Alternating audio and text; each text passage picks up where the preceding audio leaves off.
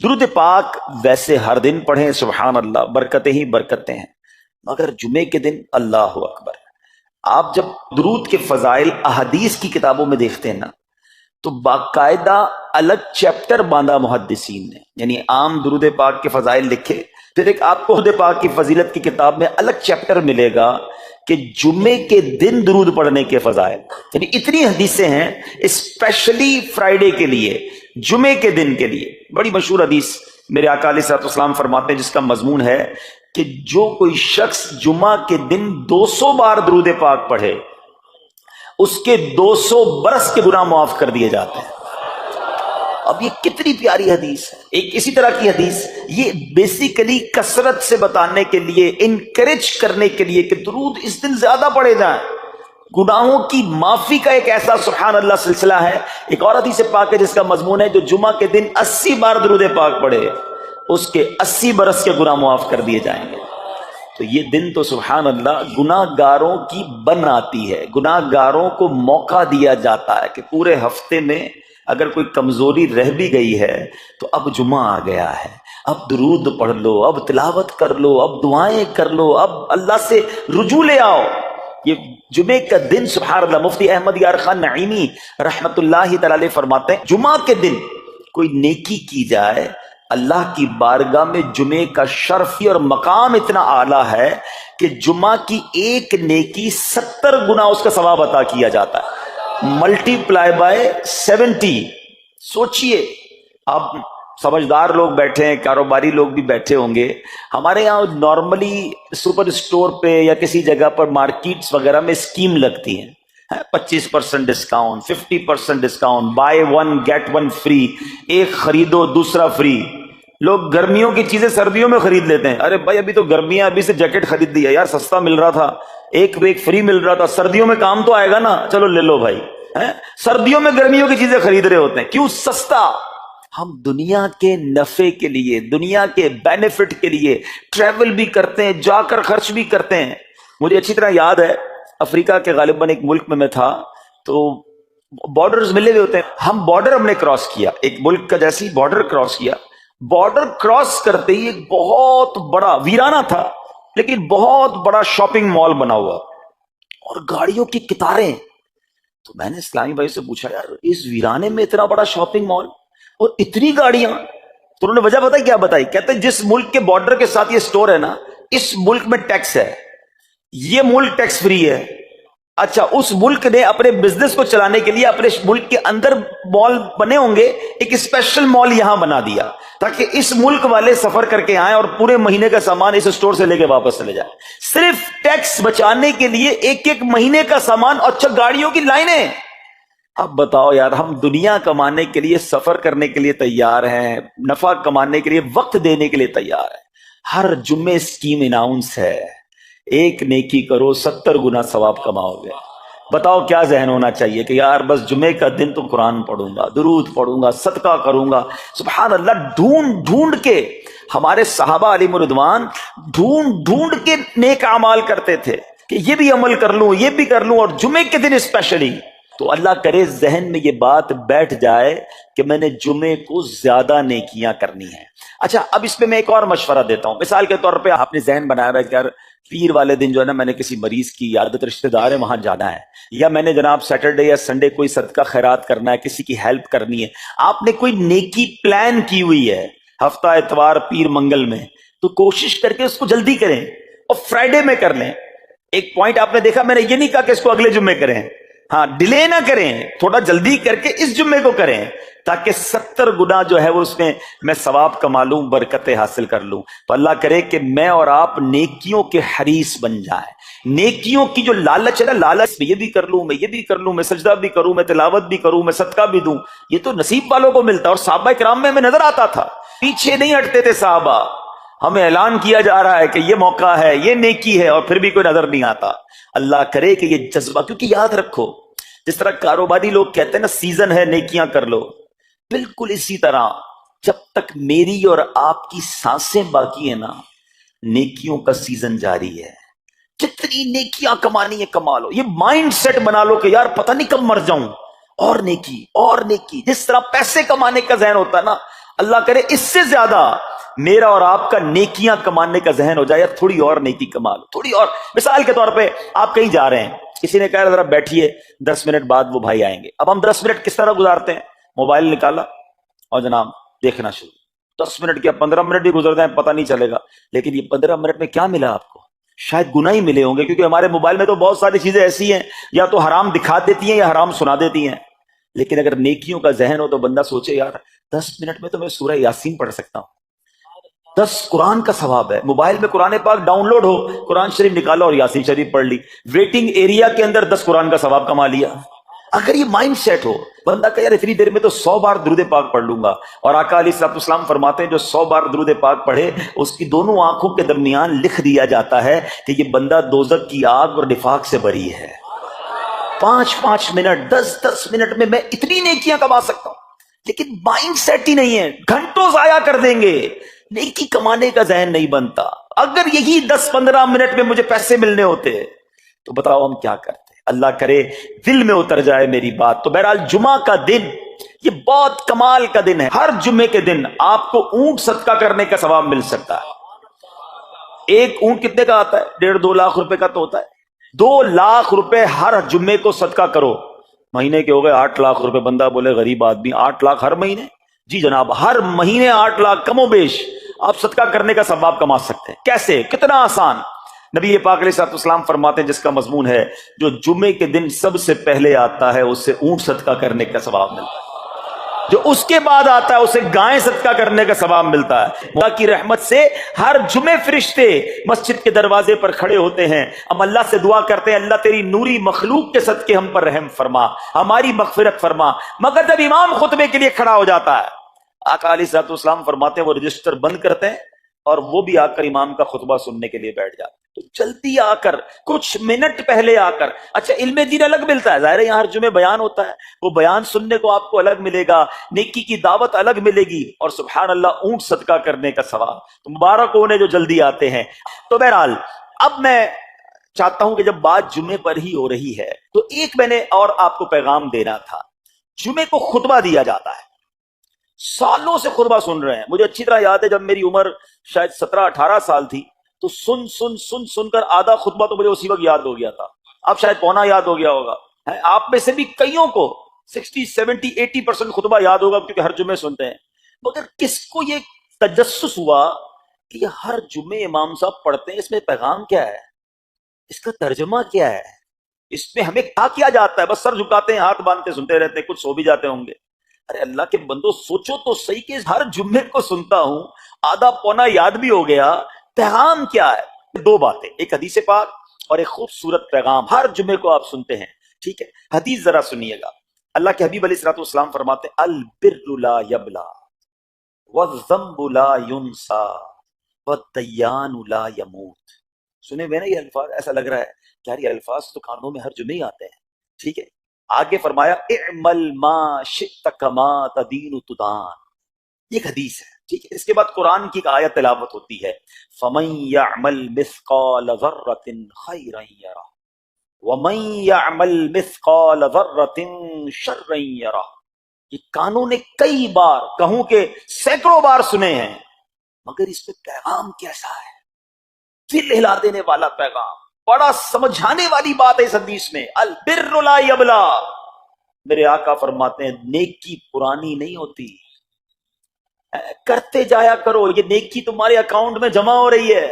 میں اور آپ بھول جائیں گے، میرا رب نہیں بھولتا، اس کے خزانے بڑے ہیں۔ جہاں نیکی پرانی نہیں ہوتی نا، اگلا جملہ سنو، وَالذَّنبُ لَا يُنسَى، گناہ بھلایا نہیں جاتا۔ میں اور آپ بھول گئے، افسوس یہ ہے، عجیب کہانی ہے۔ یہ تو ایک الگ ٹاپک ہے کہ آج جس سے ملاقات کرو اس کو 15 سال 20 سال 25 سال پرانی نیکیاں یاد ہیں۔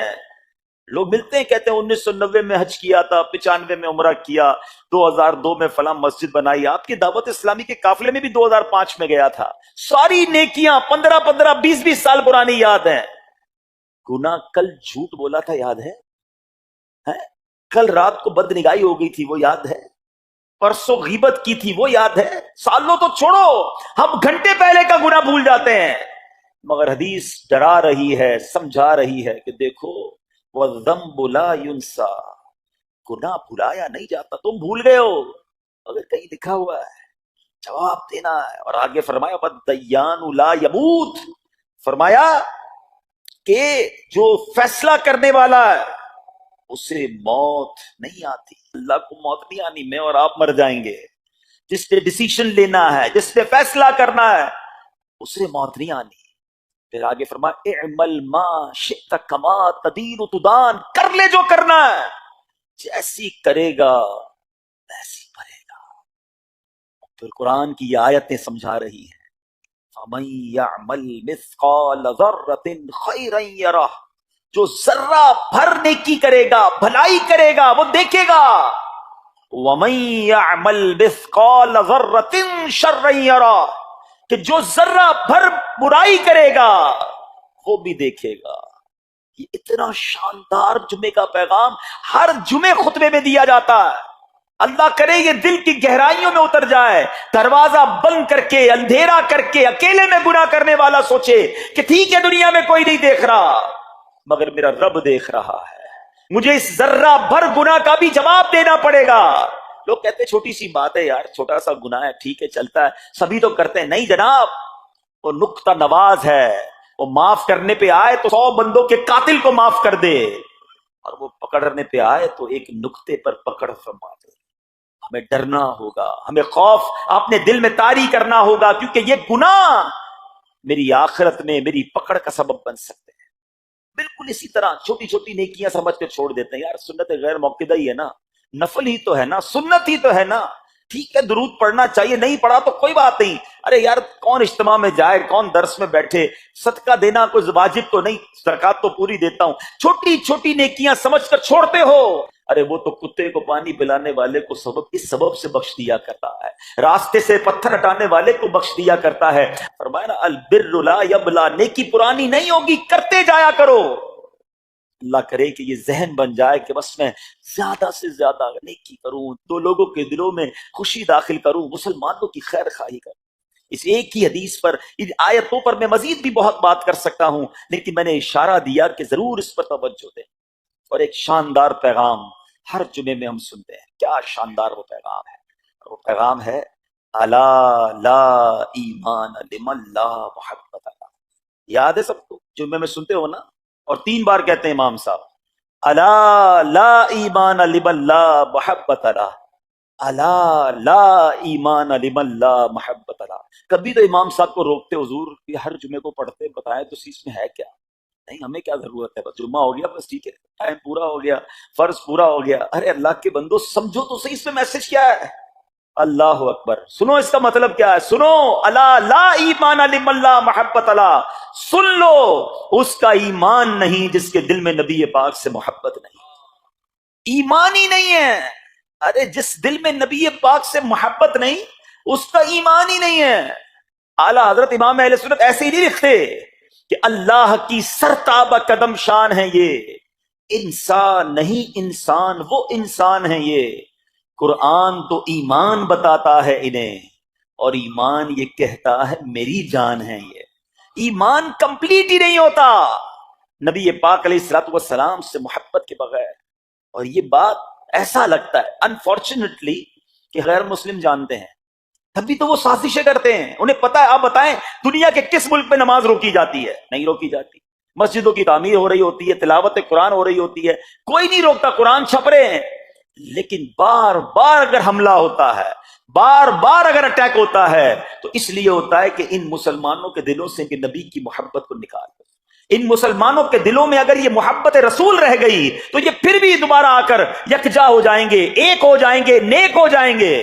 کسی طرح دل سے محبت رسول صلی اللہ تعالی علیہ وسلم نکالی جائے، اور اسی وجہ سے یہ ساری سازشیں کی جاتی ہیں۔ معاذ اللہ نبی پاک علیہ الصلوۃ والسلام کی گستاخیاں کی جاتی ہیں تاکہ چیک کیا جائے ان پر اثر بھی پڑتا ہے کہ نہیں، کوئی اوپر نیچے ہوتا بھی ہے کہ نہیں، کہ اپنی دنیا میں مگن ہے، اس کو احساس ہی نہیں ہے۔ میٹھے اسلامی بھائیوں، دنیا کا دستور ہے جب کسی چیز کی ڈیفیشینسی ہو جائے نا تو اس کی ایفیشینسی بڑھائی جاتی ہے۔ مثال کے طور پہ کسی کے جناب جسم میں وٹامن ڈی کم ہو، ہم کیا کرتے ہیں؟ وٹامن ڈی کی ٹیبلٹس لے کر اس کو پھر بڑھاتے ہیں۔ کیلشیم کی کمی ہو، ڈاکٹر کہتا ہے بھائی تھوڑی کیلشیم کی دوائی پیو، تمہارے اندر کیلشیم کی کمی ہو رہی ہے۔ جب کسی چیز کی کمی کی جائے اس کو بڑھانے کی کوشش کی جاتی ہے۔ اگر یہ دنیا کے چند لوگوں کا یہ پلان ہے کہ مسلمانوں کے دلوں سے عشق رسول نکالو، تو اب میرا اور آپ کا کام یہ ہے کہ انشاءاللہ عشق رسول کو اب اضافہ کریں گے، اب نبی پاک کی محبت میں اور اضافہ کریں گے، سرور کائنات علیہ الصلوۃ والسلام کی محبت میں زندگی گزاریں گے، خود بھی سچے عاشق رسول بنیں، اپنی نسلوں کو عاشق رسول بنائیں۔ اللہ سلامت رکھے میرے پیر و مرشد کو۔ 30 سال پہلے، یہ آج کل کا شعر نہیں ہے، اب بچپن سے یہ نعت سن رہے ہیں، کم و بیش 25-30 سال پہلے میرے مرشد نے کیا پیاری التجا پیش کی، اپنی نسلوں کے لیے کیا ہمیں پیغام دیا۔ کہتے میری آنے والی نسلیں